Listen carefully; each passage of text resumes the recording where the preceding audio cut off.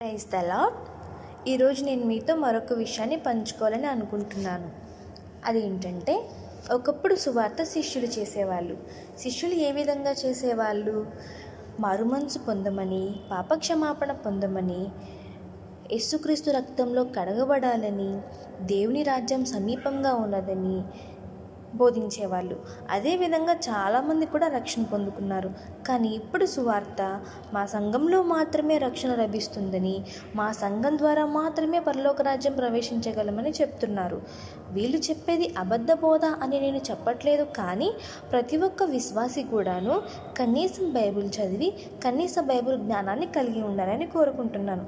ఎందుకంటే ఆయన రాకడ సమయంలో అబద్ధ ప్రవక్తలు చాలామంది వచ్చి మనల్ని మోసం చేస్తారు. కాబట్టి ప్రతి ఒక్కరూ కూడా దేవుని వాక్యాన్ని చదవాలని నేను కోరుకుంటున్నాను. ఆమేన్.